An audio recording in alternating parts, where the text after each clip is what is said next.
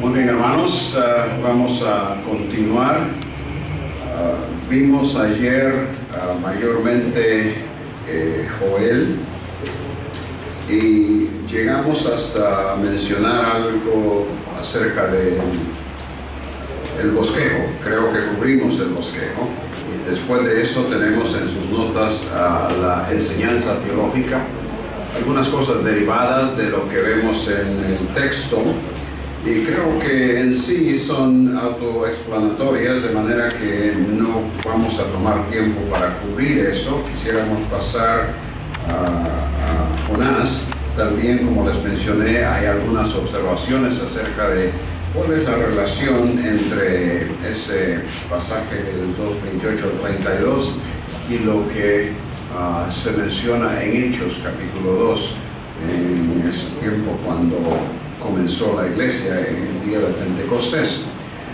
Son observaciones que espero sean de ayuda para tal vez esclarecer algo de cuál es la relación, pero como dije, ahí está, ustedes pueden examinarla y espero que sea de ayuda. Vamos a pasar directamente entonces a Jonás, y también no vamos a tomar mucho tiempo Jonás, porque si hay alguno de los profetas menores que se conoce, es Jonás. Jonás y el gran pez.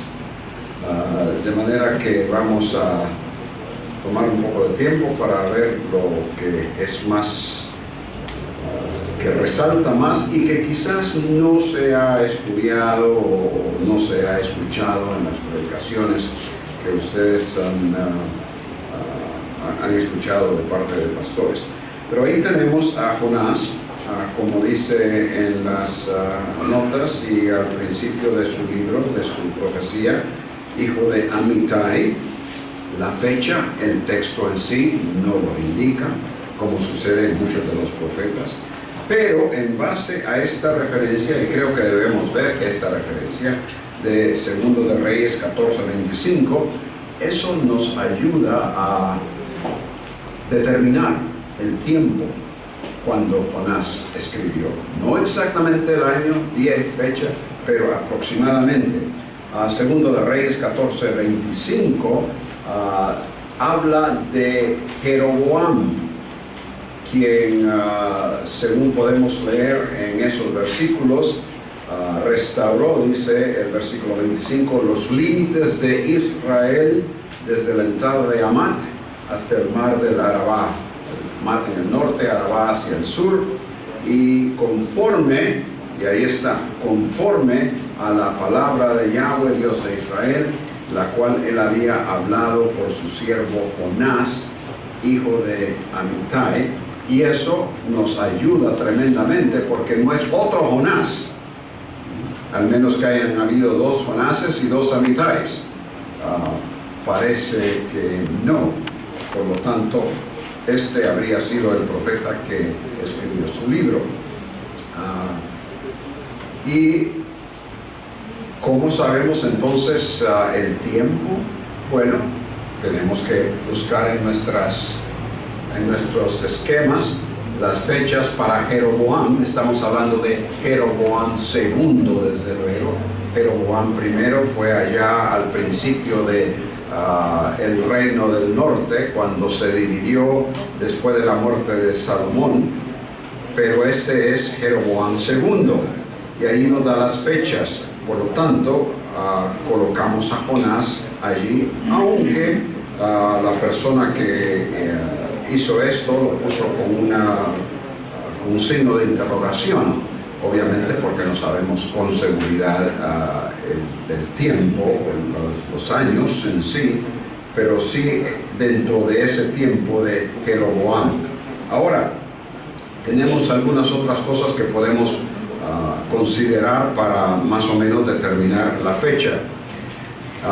Ya leímos de Segunda de Reyes 14:25, y ahora esto de Adad-Nirari, que fue el emperador de Asiria, y tenemos los años ahí del 810 al 783, También, como pueden ver en su cronograma, Adad-Nirari está allí, porque no solo contiene esto los reyes de Israel, sino que también de los países vecinos. De manera que Adad-Nirari fue el emperador de Asiria durante esos años, y hay algo muy interesante acerca de este personaje.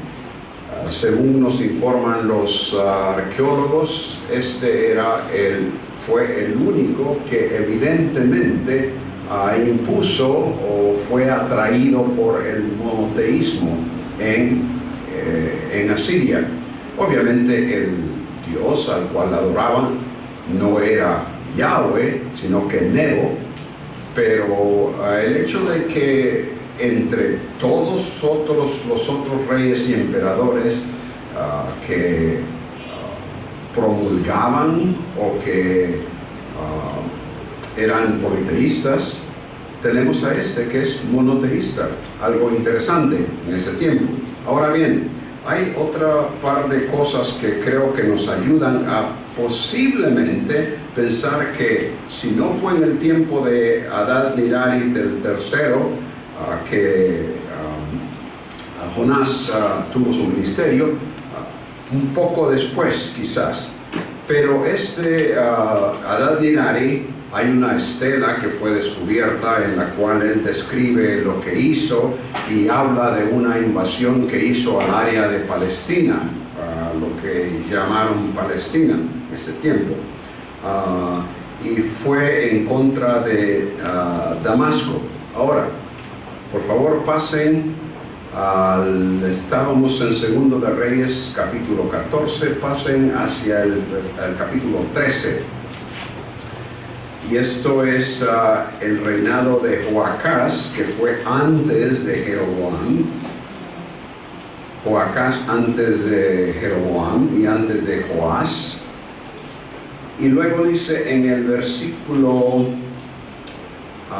3, bueno, versículo 2 habla de Joacás, que hizo lo malo ante los ojos de Yahweh, siguió los pecados de Jeroboam, hijo de Nabat. Ese fue el primero de los Jeroboams, y no se apartó de ellos. Se encendió el furor de Jehová contra Israel, y los entregó en mano de Hazael, rey de Siria, y en mano de Ben-Hadad, hijo de Hazael, por largo tiempo. De manera que los israelitas, los del reino del norte, estuvieron bajo el poderío de los sirios. Estos no son los asirios, sino los sirios, por algún tiempo. Versículo 4, mas Joacás oró en presencia de Jehová, y Jehová lo oyó, porque miró la aflicción de Israel, pues el rey de Siria los afligía. Ahora noten el versículo 5. Y dio Jehová salvador o libertador a Israel, y salieron del poder de los sirios, y habitaron los hijos de Israel en sus tiendas como antes. Ahora, lo interesante de esto es que Adad-Nirari fue a pelear contra los sirios y los derrotó. Entonces nos preguntamos, ¿existe, porque es en el tiempo de Jonás aproximadamente, existe la posibilidad de que este salvador o libertador, del cual la Biblia habla, pero que no menciona el nombre, haya sido Adad-Nirari, precisamente, porque fue en ese tiempo? Ahora después nos dice que aunque fueron liberados del yugo de los sirios, ellos, es decir, los israelitas, continuaron en sus pecados. Pero esa es una nota muy, muy interesante.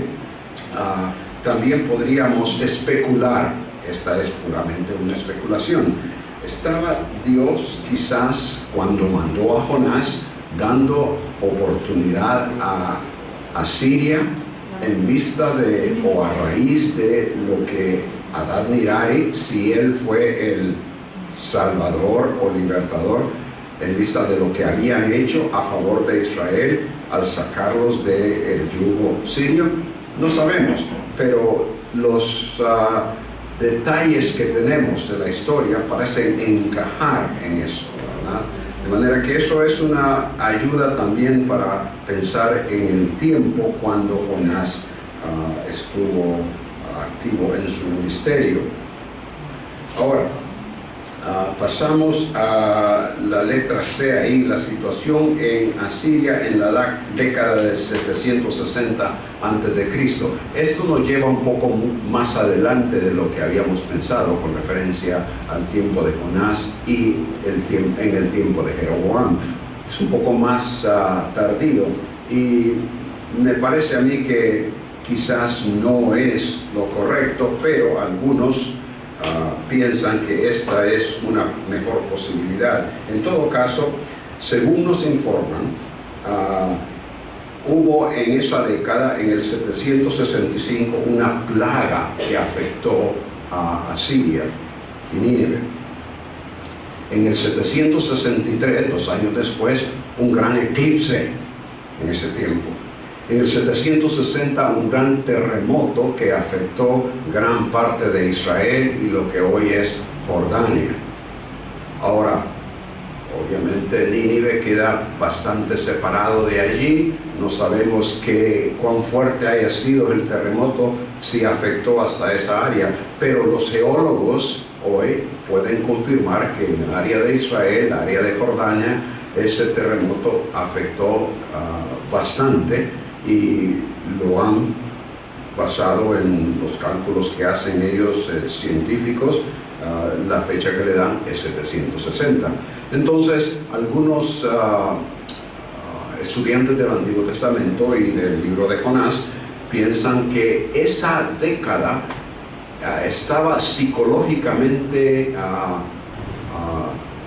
abierta o fructífera, podríamos decir, para que alguien viniera y les predicara al punto de que se convirtieran después de tener una serie de situaciones que les hubiera afectado.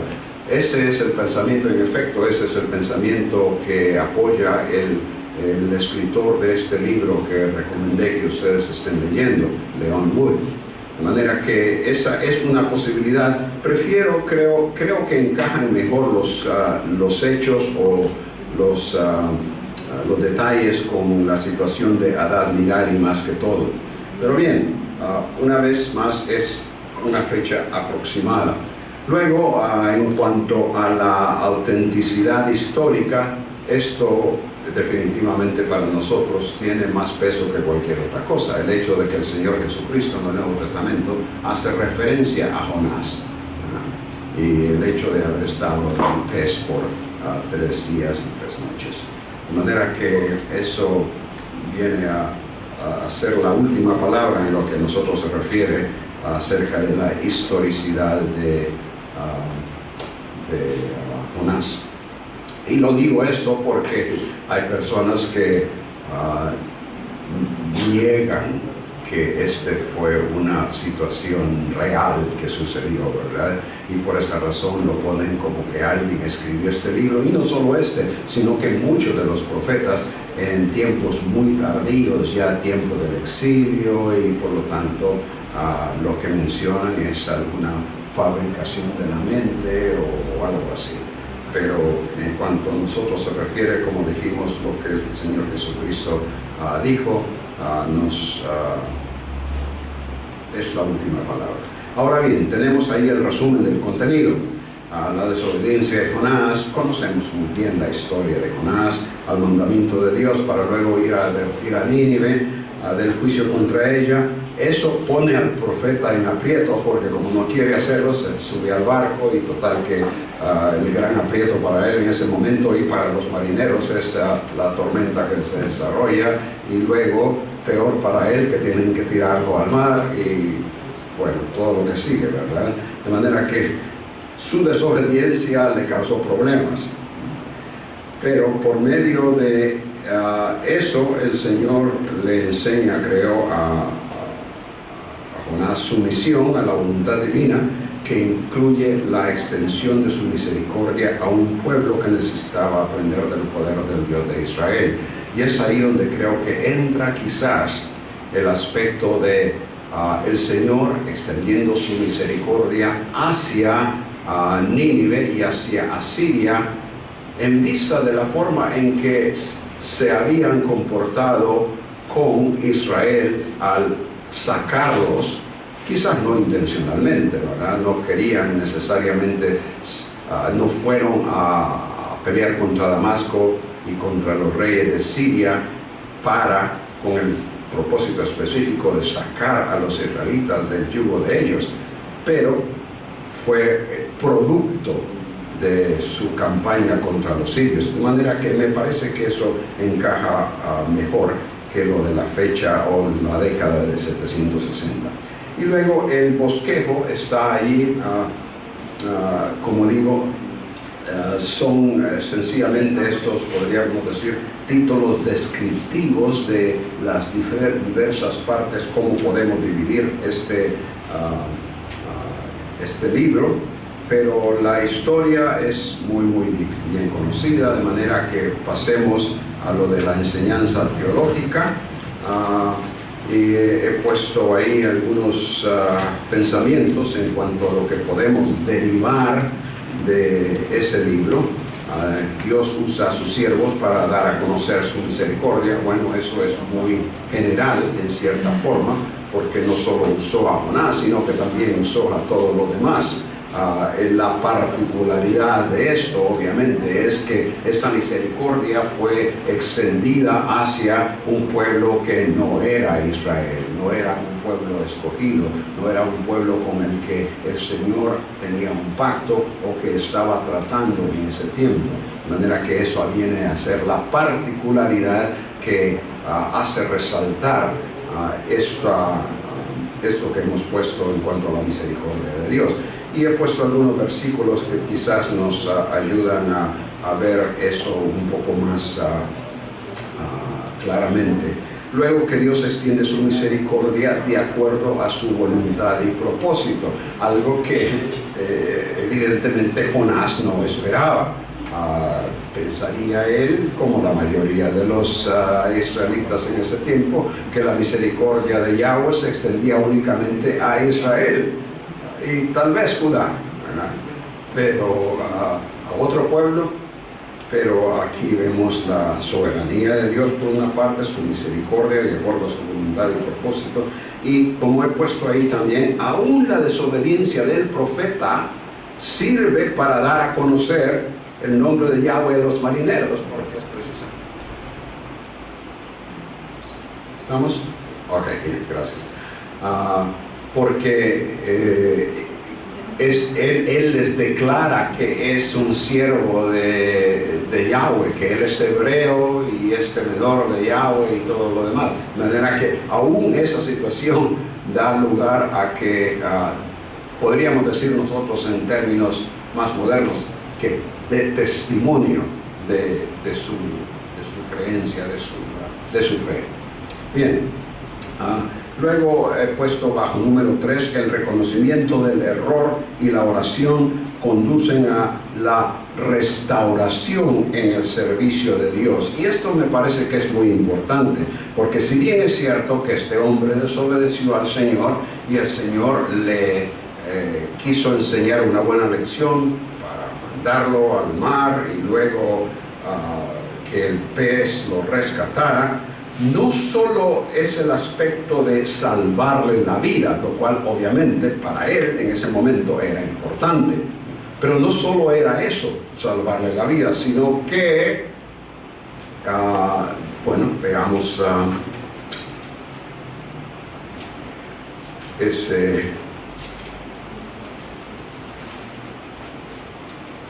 al final del capítulo 2, nos dice, versículo 10, mandó Jehová al pez y vomitó a Jonás en tierra. Bien, salvo, está vivo todavía, pero eso tiene que leerse en conjunción con el versículo que sigue. Acordémonos, hermanos, que cuando esto fue escrito no habían capítulos ni versículos. Esto va corrido, de manera que inmediatamente después de que dice y vomitó a Jonás en tierra, vino palabra de Yahweh por segunda vez a Jonás diciendo, ve De manera que lo que Dios tuvo como intención, como la expresión de su voluntad desde el principio al mandar a Jonás a Nínive, es algo que, aunque el profeta desobedeció originalmente, no ha cambiado. Me parece que ese es un principio del cual podemos derivar algo aún para hoy en nuestra predicación. El Señor no cambia de opinión, no cambia su voluntad. Lo que Él desea hacer, lo va a hacer. Y en este caso, Él usó a este hombre para que al fin y al cabo Él lo hiciera. En nuestra vida hoy, en cada uno de nuestros casos, es muy posible que cuando desobedezcamos, no es que se va a frustrar el propósito de Dios, pero Él puede usar a otra persona para llevar a cabo su voluntad. En este caso, el Señor usó al mismo hombre queriendo enseñarle una buena lección. Y así en el número 4 hemos puesto que Dios puede ocasionar circunstancias difíciles para que sus siervos le obedezcan y aprendan sus propósitos, como muy claramente se ve en la experiencia de Jonás. En el capítulo 3, la cuestión de la obediencia de predicación, como dije, era necesario obedecer. Dios no cambiaría ni de propósito, ni de método, ni del instrumento que había escogido. Tal como Él diseñó desde el principio, tú no lo quisiste hacer la primera vez, pero ahora te doy otra oportunidad, hazlo, tal como yo dije. De manera que eso, una buena lección para Él y obviamente para nosotros. Y luego en el capítulo 4, la lección de lo que Dios quiere hacer.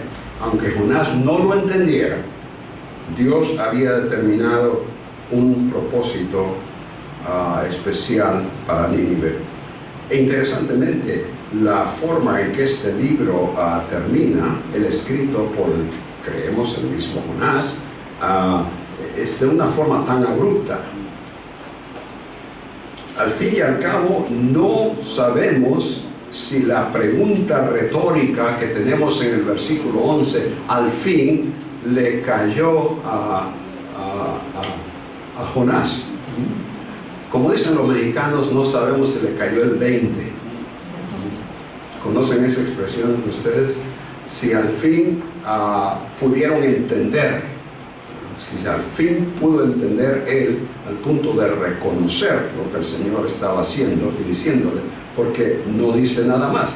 Lo último son las palabras del Señor, haciéndole una pregunta retórica, pero no tenemos ninguna contestación de él. Así es que no sabemos cuál fue el sentir de Jonás después de esto. Si se fue cabizbajo, si se fue todavía enfadado por lo que el Señor le había hecho al quitarle la calabacera, ¿cómo es? Calabacera.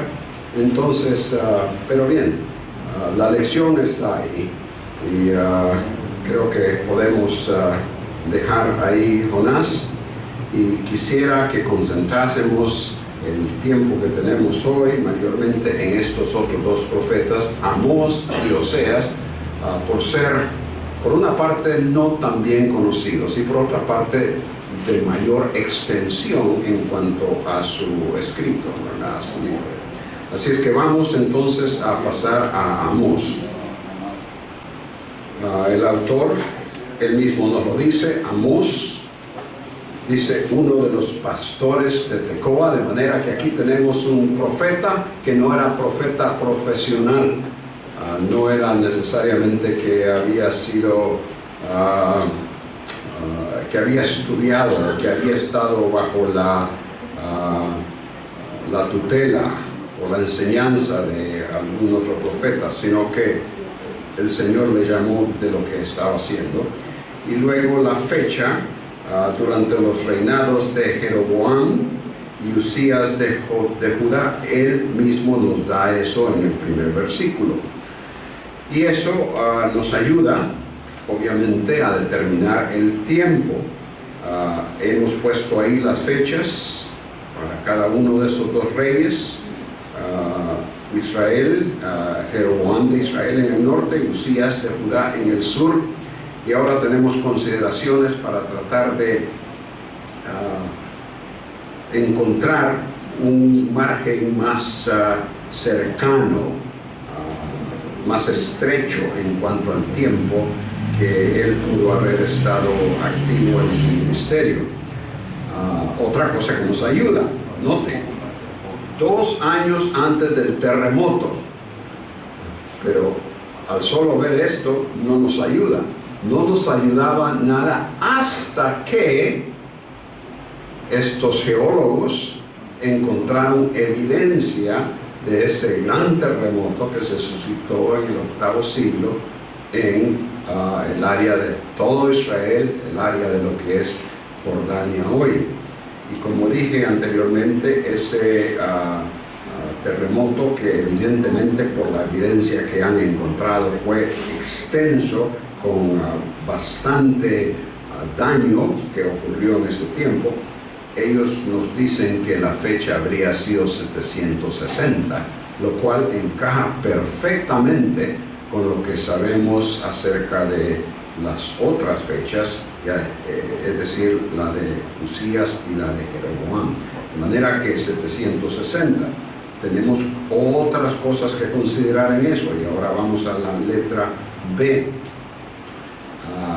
Ambos reyes, tanto Jeroboam como Usías, tuvieron corregentes. Y esta es una cosa muy interesante, porque la cronología de los reyes, y por lo tanto la cronología de los profetas, se hace bastante difícil si nosotros ponemos un rey tras otro, tal como, digamos, termina Joás y comienza Jeroboam.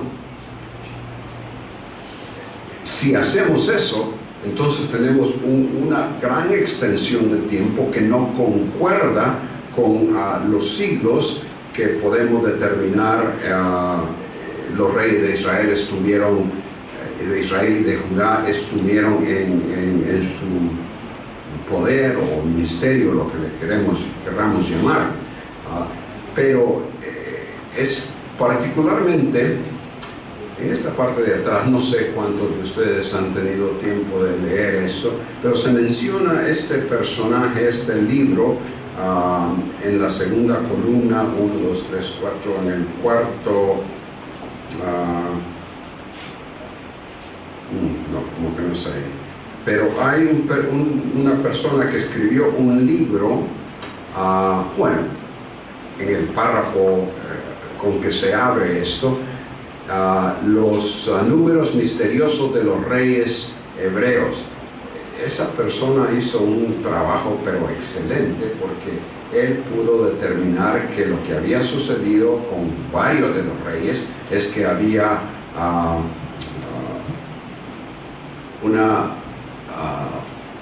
¿cómo le llaman? No traslape, tú me dijiste que es otra palabra en...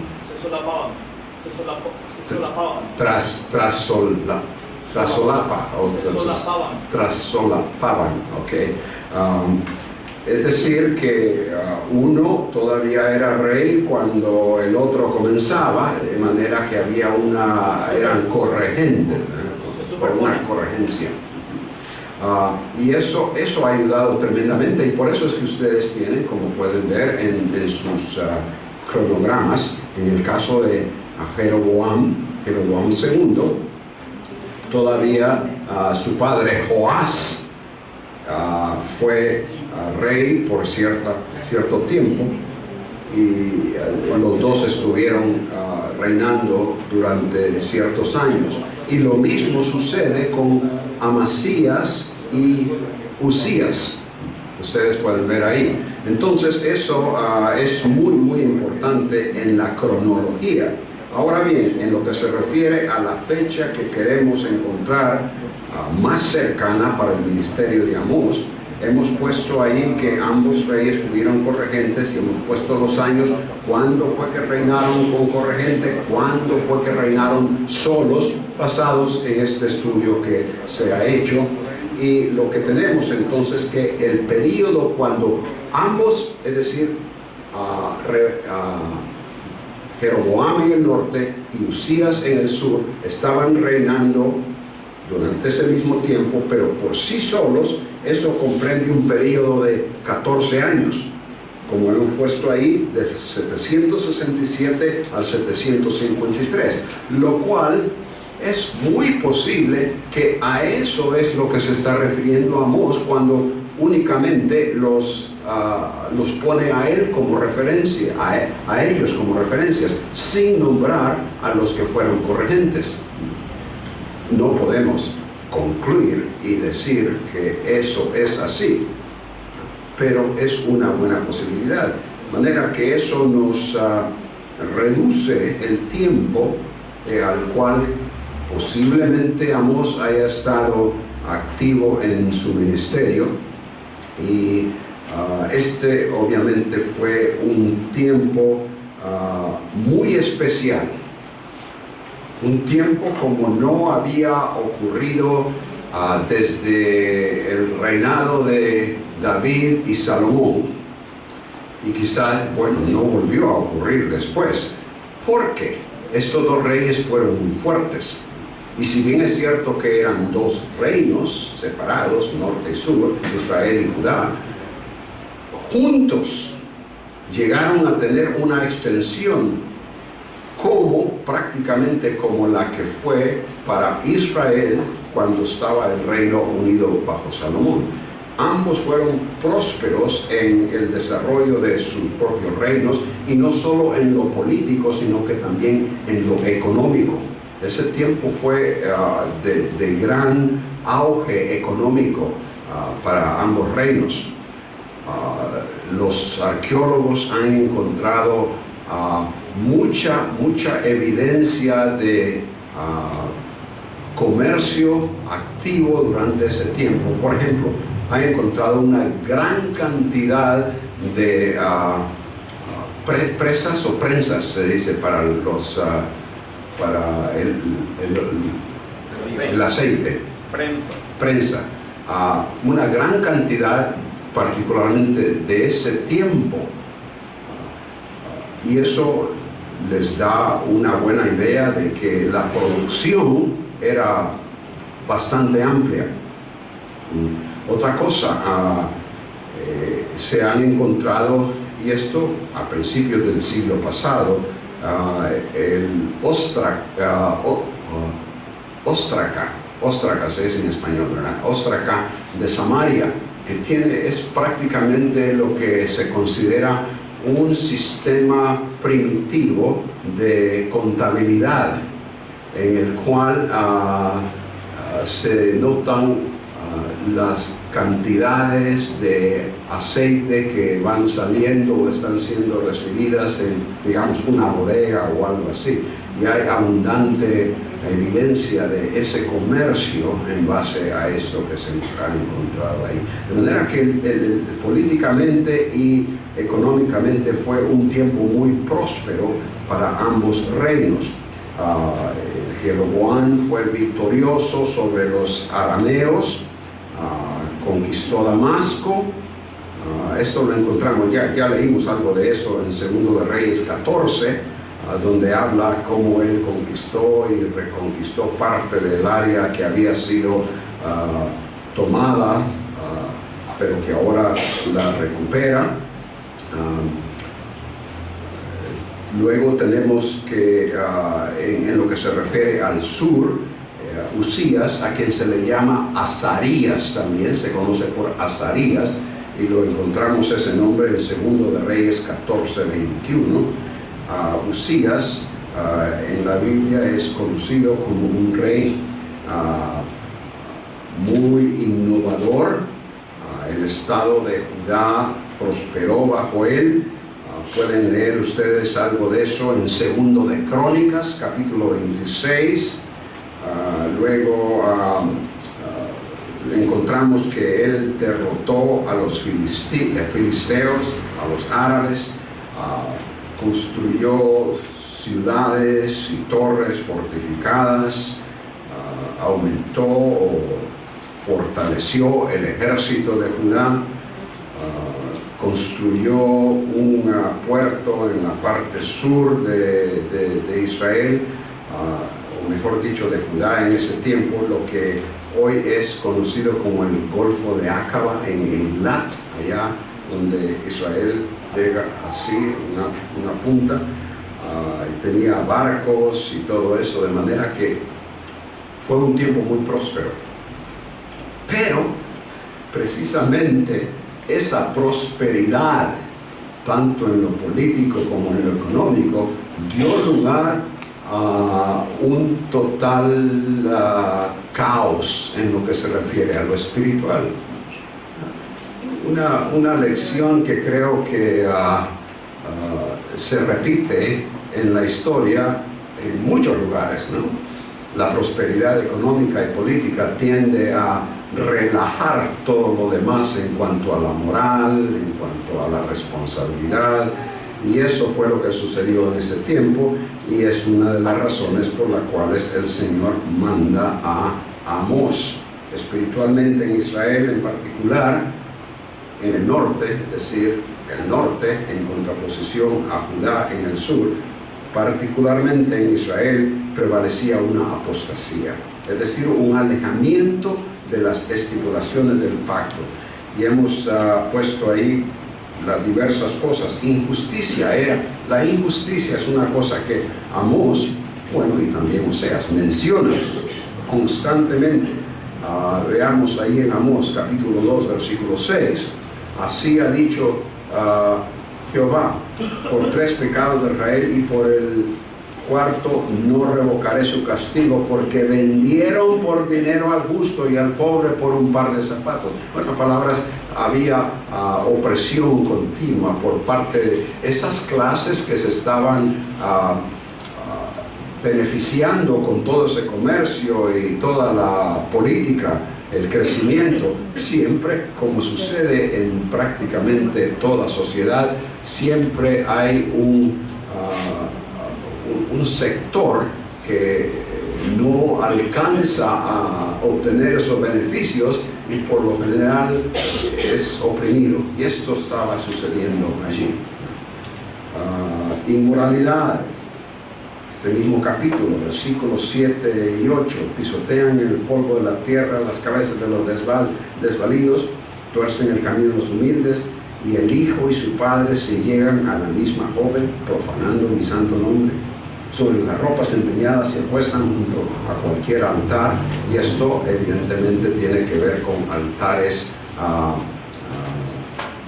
de ídolos, altares que no tienen que ver nada con Yahweh, donde posiblemente se practicaba la famosa, digo famosa porque evidentemente era generalizada en toda el área de Canaán y los países vecinos, la famosa prostitución sagrada, con ritos de fertilidad supuestamente y todas estas cosas.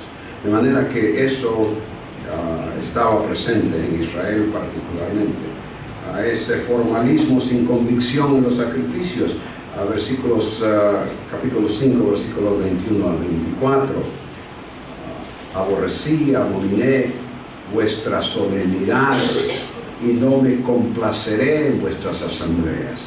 Y si me ofreciereis vuestros holocaustos y vuestras ofrendas, no los recibiré ni miraré a las ofrendas de paz de vuestros animales engordados. Quita de mí la multitud de tus cantares, y así.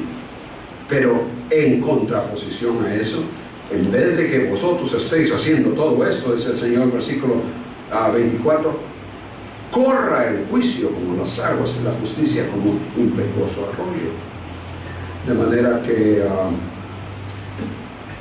era una situación caótica delante del Señor, y obviamente una sociedad totalmente desenfrenada en cuanto a su moralidad. Idolatría, bueno, ¿qué podremos decir? Idolatría fue lo que predominó en Israel la mayor parte del tiempo que el reino del norte estuvo en existencia, y esa fue la razón por la que fueron al cautiverio. Y desafortunadamente lo mismo sucedió con el sur, nada más que el Señor tuvo un poco más de misericordia por el hecho de que hubieron algunos reyes que sí se apegaron al Señor. Usías, uno de ellos, obviamente, aunque sabemos de Usías y los problemas que tuvo hacia el final de su reinado. Bien, entonces vamos al resumen del contenido. Ahí está, y quizás términos importantes en este resumen es esto de el castigo irrevocable sobre las naciones. Castigo irrevocable, pero que también sería sobre Israel,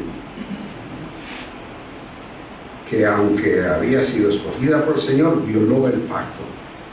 Falta de arrepentimiento viene a relucir como la situación que impide que el Señor les saque de el castigo que tiene para ellos. Y por eso les rechaza, les envía al exilio, otra nación les envía de oprimir y lo demás. Ustedes pueden leer y, como he dicho, pues tratar de digerir eso mental y espiritualmente. Veamos el bosquejo. Vamos a tomar tiempo aquí para ver prácticamente todos los capítulos en una forma resumida. En los capítulos del 1 hasta el 2, parte del 2, tenemos algo muy interesante. Esto es una particularidad de Amós que seguramente los mismos que le escucharon se sorprendieron en la forma que lo hizo. Algunos estudiantes consideran esta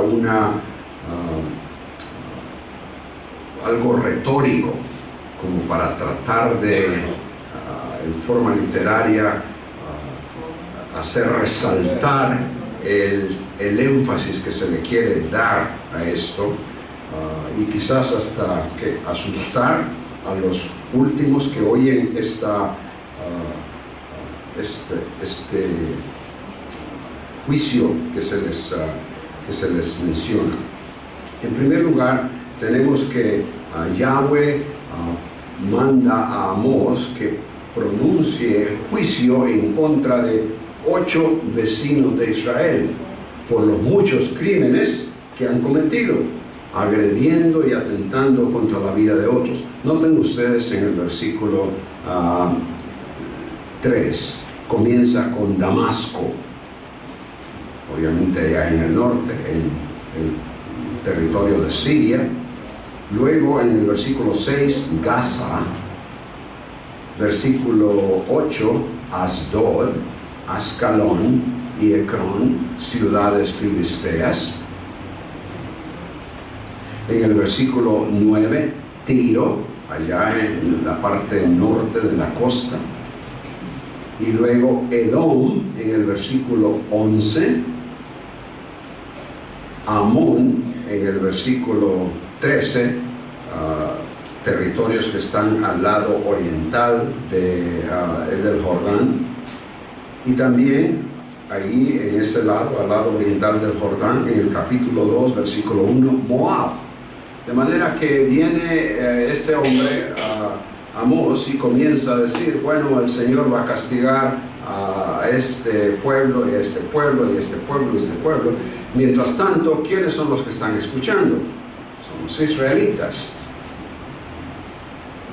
Y supongo que habían de haber estado contentos. Bueno, si esos malvados, esos enemigos, que Yahweh los destruya, que los castigue. Qué bien, aplauso. Pero luego, noten ustedes, cuando el Señor va acercándose en el capítulo 2, versículo 4. Acuérdense, los que están escuchando mayormente son del norte. Pero el Señor dice por medio de Amós, así ha dicho Jehová, por 3 pecados de Judá, y por el cuarto no revocaré su castigo, porque menospreciaron la ley de Jehová, no guardaron sus ordenanzas y todo lo demás ahí.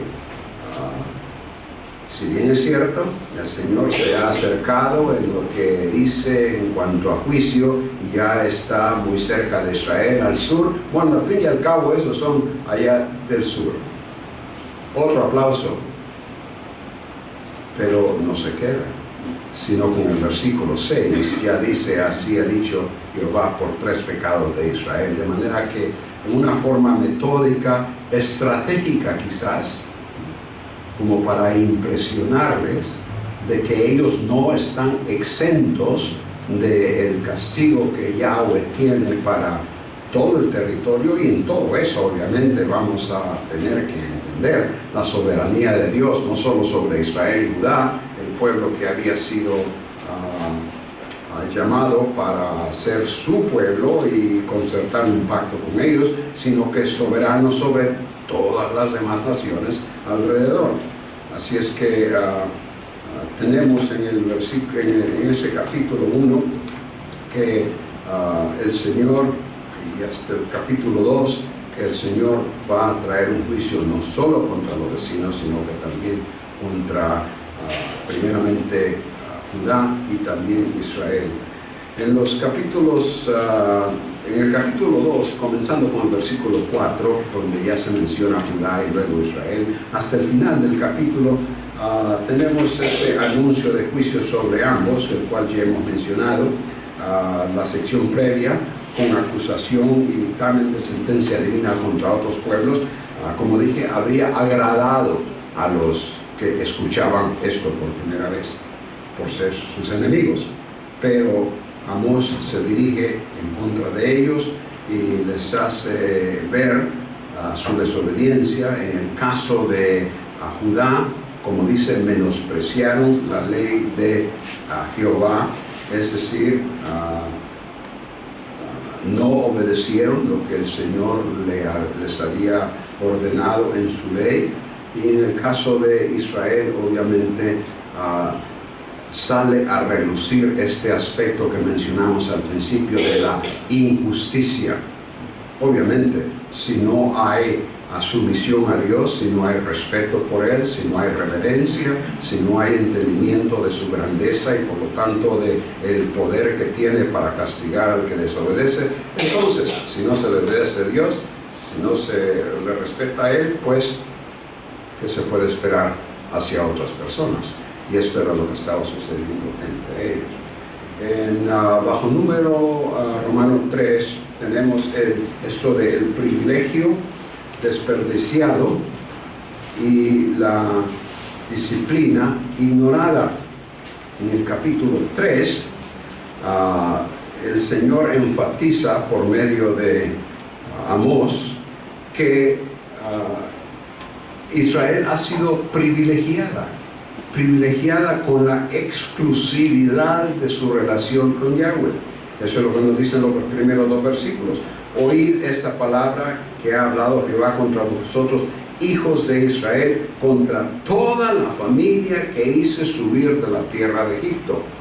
Ese es un punto clave en la historia de Israel, porque si eso no sucede, entonces lo demás, la llegada a Sinaí, el pacto, podríamos decir el matrimonio de Dios, cuando Yahweh toma como esposa a Israel, no se lleva a cabo. De manera que a vosotros que os hice subir de la tierra de Egipto, así dice Jehová, y noten, a vosotros solamente he conocido de todas las familias de la tierra. Yahweh no había hecho ningún pacto con ninguna otra nación, pero con ellos sí, exclusivo. Entonces, por no cumplir con su responsabilidad, entonces será castigada. Por eso dice en el versículo 2 al final, por tanto, os castigaré por todas vuestras maldades. Y así luego en los versículos que siguen, a 3 al 6, nos habla de que así como detrás de un efecto hay una causa en tantas cosas, entonces será que también Yahweh les cause mal a ellos cuando ese mal les llegue. Noten en el versículo 6, se tocará la trompeta en la ciudad y no se alborotará el pueblo. El pueblo se alborota, obviamente, obviamente porque hay una alarma que se toca, algo que está anunciando, como cuando suena la ambulancia, sabemos, o supuestamente algo ha sucedido, entonces la gente se percata de eso, ¿verdad? Se tocará la trompeta en la ciudad y no se alborotará el pueblo. ¿Habrá algún mal en la ciudad, el cual Yahweh no haya hecho? Tenemos que explicar ese versículo. No es que el Señor anda haciendo mal a las personas, no, este mal tiene que ver con el juicio. Ellos lo consideran un mal contra ellos, pero es el juicio que el Señor ocasiona en contra de ellos. Así como la alarma deja saber que hay algo inusual, algo grave que ha ocurrido, entonces así ellos deben de saber que ese mal que les ha llegado es porque Yahweh se los ha mandado. Eso a causa de el hecho de haber tenido esa exclusividad de relación con el Señor y haber desperdiciado esa oportunidad que el Señor les dio.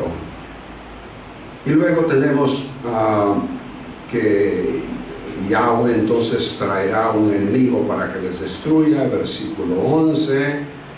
Por tanto, Jehová o Yahweh, el Señor, ha dicho así: un enemigo vendrá por todos lados de la tierra, derribará tu fortaleza, tus palacios serán saqueados. Interesantemente, en los versículos 13 al 15 nos habla de que los símbolos de la idolatría y de la opresión, el altar de Betel y las opulentas casas, serán destruidas sin que quede ningún recurso para buscar protección. Noten el versículo 13: oíd y testificad contra la casa de Jacob, en este caso obviamente Israel. Ha dicho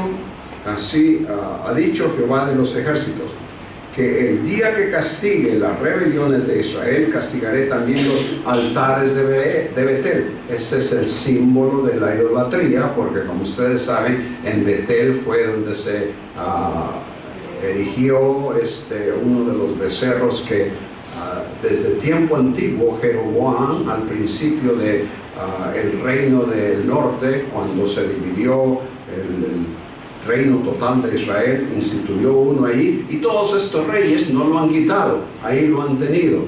Entonces el Señor dice: castigaré los altares de Betel y serán cortados los cuernos del altar, caerán a tierra. Heriré la casa de invierno. Si en el versículo 14 tiene que ver con un aspecto religioso y lo que la idolatría que eso representa, en el versículo 15 tenemos la opulencia, las riquezas de aquellos que están aprovechándose de los pobres y oprimiéndoles. Heriré la casa de invierno con la casa de verano, y las casas de marfil perecerán, muchas casas serán arruinadas, dice Yahweh. De manera que tenemos ese privilegio desperdiciado por parte de Israel. Luego, y obviamente, hermanos, de ahí podemos derivar tremendos principios en cuanto a nosotros hoy.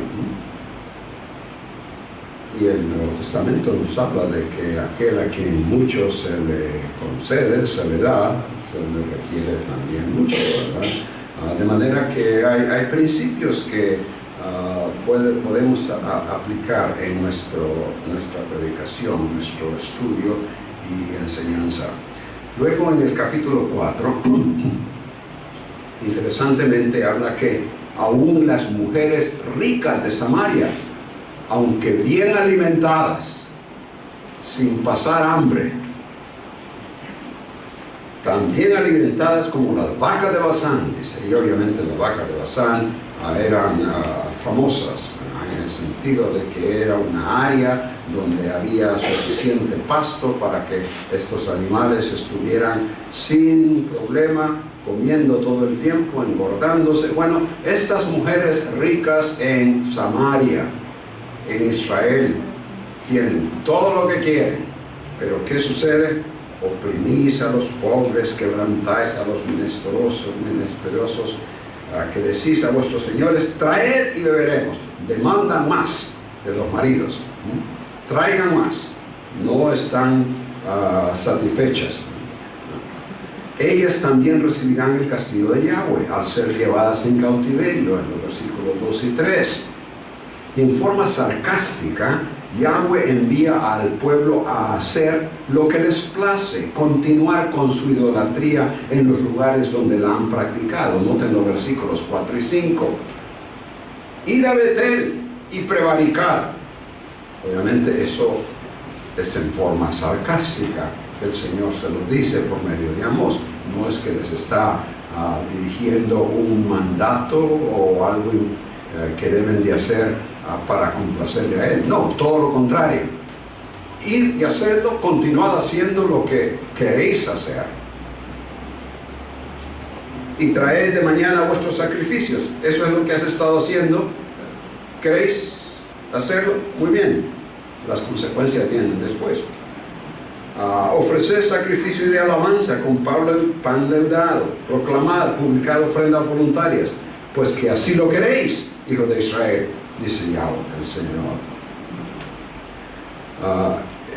Toda la disciplina que Él les ha enviado, hambre, sequía, plagas, derrota en batalla, gran destrucción de la cual ellos apenas escaparon, nada de eso les ha hecho volver a Él. Lo tenemos en los versículos 6 al 11. Vamos a leer un par de versículos. Os hice estar a diente limpio. Interesante la expresión, ¿verdad? Si se está a diente limpio es porque no ha habido nada que masticar. Os hice estar a diente limpio en todas vuestras ciudades. Hubo falta de pan en todos vuestros pueblos, mas no os volvisteis a mí, dice Yahweh. Detuve la lluvia, versículo 7. 3 meses antes de la siega. En otras palabras, no hubo lluvia para que la cosecha creciera, los siembros crecieran. Versículo 8, venían 2 o 3 ciudades a una ciudad para beber agua, escasez de agua aún para beber, no se saciaban, había muy poco. Noten al final del versículo 8, con todo no os volvisteis a mí, dice Yahweh.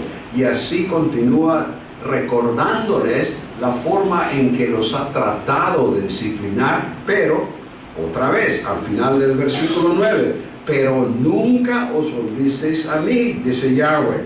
Versículo 10, al final, mas no os volvisteis a mí, dice Yahweh. Versículo 11, al final, lo mismo. De manera que esto es cuán burro puede ser un burro, que le han dado y como casi nada. Y esto es lo que ha sucedido con Israel. Por eso en el versículo 12, por tanto, como resultado de ignorar la disciplina, por una parte ignorando el privilegio que se les había dado, echándolo por la borda, como que si nada hubiera pasado, como que si Dios nada hubiera hecho por ellos. Y luego cuando Él trata de hacerlos volver por medio de disciplina, tampoco. Interesante que el versículo 12 no dice exactamente qué es lo que les va a hacer. Dice, por tanto, de esta manera te haré a ti, oh Israel, y porque te he de hacer esto, prepárate para venir al encuentro de tu Dios, oh Israel. ¿Qué es de esta manera y qué es hacer esto en este versículo 12? No sabemos. Esa es una situación similar a la que encontramos en Ruth. Evidentemente, este es una expresión en la cual se usaba algún ademán para indicar qué significaba. ¿Cuántos de ustedes estuvieron en la conferencia de Ruth? Okay, una media docena. Bueno, ustedes pasan el curso perfecto aquí. Explicábamos que Ruth, cuando le habla a Noemí y le dice que ella se compromete a estar con ella todo el tiempo, a donde vaya ella irá, donde viva ella vivirá, donde muera, donde la entierren, ahí va a estar ella todo el tiempo. Y entonces dice, así me haga Jehová y así me añada. ¿Pero qué es el así? No sabemos. Entonces, como aquí, como dice, de esta manera te haré, y luego dice, te he de hacer esto, posiblemente tiene que ver con algún ademán que se usaba para indicar así, ¿no? O algo que indicaba y que se entendía en cuanto, de manera que no sé qué sería lo que hizo Amós para indicarles a los que le escuchaban lo que el Señor les deseaba comunicar. Evidentemente tendría que ver con algo mucho más drástico de lo que hasta entonces había hecho, porque lo que les había hecho no les había afectado en nada. De manera que posiblemente esto tiene que ver con un ademán que indica a muerte, destrucción, y de esta forma se espera que escuchen o bien se lleva a cabo lo que el Señor anuncia. Veamos entonces ahora el número romano 4, que es el capítulo 5, llamado al arrepentimiento y corrección en vista de la inminente caída. Y en esto, ¿cómo es la tremenda paciencia del Señor, ¿no? Después de todo esto, no solo dice, bueno, ya estuvo, al cautiverio o lo que sea, sino que siempre está llamándoles a darles esa oportunidad hasta el último momento. Si bien es cierto que ese juicio que está por traer es definitivo, el Señor no está bromeando. Versículos 1 y 2, oí esta palabra que yo levanto para la lamentación sobre vosotros, casa de Israel, cayó la Virgen de Israel. Ya se me pasó la hora. Bien, yo creo que nos vamos a quedar aquí.